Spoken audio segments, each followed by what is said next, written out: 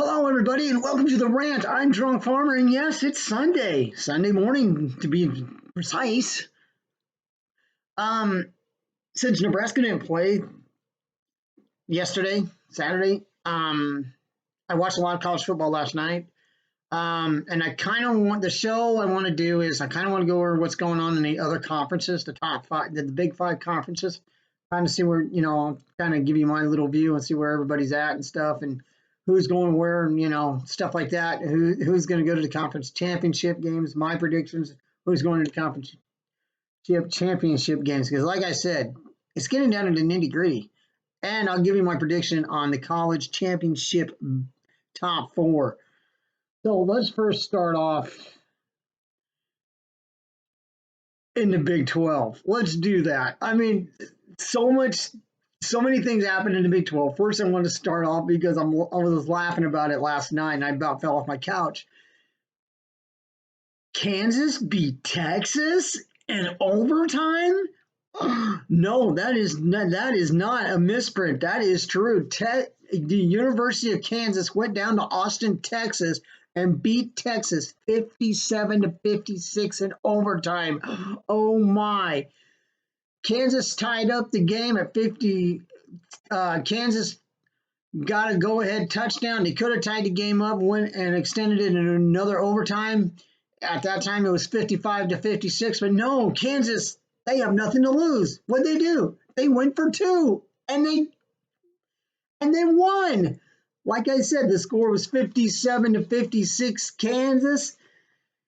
And also that ends a 56-game losing streak on the road for Kansas. And they handed Texas their fifth straight loss. So things are not going well in Texas. Kansas probably just made their year by beating a top school, even though Texas has been kind of like this all year, but still, they beat Texas and they ended their 56-game road losing streak. Celebrate in Kansas. Also in the Big 12, oh my. The almighty have fallen. Yes, the University of Oklahoma fell to the University of Baylor down in Waco yesterday. Both starting quarterbacks for the Sooners just couldn't get the job done. And Baylor took advantage of it, and Oklahoma didn't look very well. I mean, they looked flat. To be honest truth, they looked just flat, and Baylor came out, and they were ready to play. Oklahoma, I thought they would go down to Baylor and beat Baylor, but unfortunately, no. Baylor was ready for them, and Baylor won. And that was a little bit of an upset also. So, breaking the Big 12 down, it's coming down to Bedlam. Yeah, Oklahoma State and Oklahoma, it's coming down to Bedlam unless one of them slip. Bedlam is on November 27th. So, Oklahoma will play Iowa State, and I can't remember who Oklahoma State plays, but all in all, if Oklahoma and Oklahoma State win their games next week, it's coming down to Bedlam to see who is the Big 12 champion. It looked like for a while it's going to be Oklahoma, but now it may come down to Bedlam. Stay tuned for that and watch the Big 12. It's going to get in. That race got interesting in a hurry. Like I said, if they win their two games, if Oklahoma State wins and Oklahoma wins Saturday, then November 27th, it comes down to Bedlam. That should be a fun game to watch. Either or, it's going to come down to Bedlam. Either way, I think either way, it's going to come down to Bedlam. Moving out to the Big 12 or Pac-12. Nothing really changed out there, really. Oregon last night, they got by Washington State pretty easy. Utah got by Arizona pretty easily. It's setting up for a game for this Saturday on November 20th when Utah and Oregon will meet in Utah. That might be a preview of the Pac-12 championship game. That might be a pretty good game to watch. Utah's tough at home, but Utah's been having some trouble against the rush. And Oregon looked pretty good running the ball last night. So Utah's got to address that issue. But all in all, I think the Utah Oregon game is going to be a really good game. And I think, like I said, it may come down. I think that's going to be the preview of the big Pac-12 championship game. So, but Oregon right now is up there. So they're number 3 right now. So Utah would love to knock them off. Well, we'll see this Saturday. See how Utah and Oregon fan out. SEC. That got kind of interesting last night, to tell you the honest truth. Alabama, the SEC East kind of got, well, let's just put it this way. Alabama can breathe a little easier. Alabama, of course, is top of the SEC East. The only loss they had was against Texas A&M, and Texas A&M went down to play Mississippi last night. Good old Ole Miss, and Texas A&M lost that game. And right now, I would think Alabama may be the Eastern Conference champion. They have to still get by Auburn, but the way it's looking, I think they're going to be the Eastern Conference champion. The reason why is they've already beaten Ole Miss. Now, if Texas A&M would have won, Alabama would be a little worried, because if they lost against Auburn, Texas A&M would have won the East. But like I said, A&M lost last night to Ole Miss, and so Alabama's breathing a little easy in the SEC East. Over in the West, I think Georgia's got that wrapped up. I mean, let's just put it that way. Georgia's got that wrapped up. So my prediction there is going to be Georgia and Alabama, 1 versus 2. Gee, are we shocked by that? I mean, seriously, come on. That game was set up a long time ago. We got to have the SEC battle it out for number 1 and number 2. For all those people who are not shocked by this, I understand. But that's what happened, and that's how the game was set up. Number 1 versus number 2 in the SEC championship game. Because let's face it, Alabama's going to have a scrimmage next week. Alabama had a scrimmage yesterday. Georgia's going to have a scrimmage, and then they play Georgia Tech. And Georgia Tech ain't all that great. So, yeah, I see that. I see 1 versus 2. Gee. What conference have I left out? Oh, I left out a couple of them. Let's go to the ACC. Right now, Wake Forest is king of the ACC. They're 6-1. But they may have a difficult task against them this weekend. They will travel to Clemson to play Clemson, but it doesn't really matter because Clemson's pretty much Clemson doesn't have a shot at it, because I think they got 3 losses in the ACC. But I have to look that up. For sure. But it looks like Wake Forest might be the team coming out of there, and I think it might be probably, if Wake Forest hasn't stumbled their last 2 games, I'm thinking probably it might be Wake Forest and Pittsburgh. I know, right? Pittsburgh, but Pittsburgh's got a pretty good team this year. But Wake Forest, they got it back on track last night, but they have a big challenge ahead of them when they go to Clemson to face the Clemson Tigers at Death Valley. That might be an interesting game to watch. So there you go. But like I said, it might come down to Pittsburgh and Wake Forest for the ACC championship game. And I picked Clemson to win. A lot of people picked Clemson to win that in the ACC. My boy, we were all wrong on that one. Stupid us. Moving on to the Big Ten. Oh, this could get interesting. Let me start in the Big Ten East, because the Big Ten West, I think it's not as interesting. The Big Ten East is Michigan State, Michigan, Ohio State, top 3 teams. Now, here's the deal, ladies and gentlemen. Michigan State will travel to Ohio State this weekend, this Saturday at 11 a.m. on ABC. Okay, that was my shameless plug.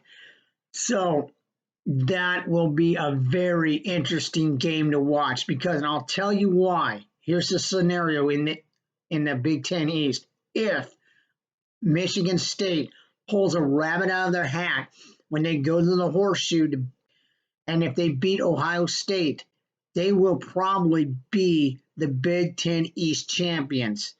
The reason why is they already beat Michigan, and if they beat Ohio State, they have the tiebreaker over both those teams. Now, Michigan State does have a small little task after that game. They travel to Penn State next, but Penn State hasn't looked all that great. They've been kind of a Jekyll and Hyde team. But Michigan State, if they do beat Ohio State, then pretty much Michigan State might be the Big Ten East champions. Okay, that's scenario one. Scenario two, if Ohio State's beat Michigan State, it's going to come down to it's going to come down to Ohio State and Michigan. We haven't seen that in a while. Yeah, it could come down to that. Jim Harbaugh hasn't beaten Ohio State in the last 5, 6 years. So that should be an interesting game. And the game is at Ann Arbor this year. So I think this would be more of an interesting game if Michigan State loses and Ohio State and Michigan play for the Big Ten title. That's scenario number two. So got two scenarios in the East, but it all comes down to this Saturday. Whoever wins that game, we will know what's going to happen. Like I said, if Michigan State wins, they'll have a tiebreaker over Ohio State and Michigan. And if Michigan State loses, it's going to come down to Ohio State and Michigan. So that's going to be an interesting game to watch. Everybody watch that game. That's probably going to be the best game on right there. Moving into the Big Ten West. Okay, I'm sorry. Who's on top of the Big Ten West again? Let's see. Wisconsin? Yeah. Wisconsin's pretty much got this probably buttered up, but they have to win 2 more games. They have to beat Nebraska, and then they have to travel to Minnesota to play Minnesota. Now, this could get interesting. If by some miracle Nebraska finds a football team and an offensive line, and if they beat Wisconsin, that can kind of throw a monkey wrench into this because then you got Iowa right behind them. And if Iowa wins their game, they're going to be at one. Actually, they're going to be tied. Actually, that's going to throw. Well, how can I word this? I messed up, but how can I word this? It'd be interesting. Let's just put it that way. If Wisconsin wins out the rest of the games, they're going to be Big Ten West champs. They already have the tiebreaker over Iowa. They beat Iowa earlier this year, so they already have the tiebreaker over Iowa. Now, if somehow Wisconsin loses both games and Iowa wins both of their games, then Iowa becomes Big Ten West champions. But if Iowa loses one game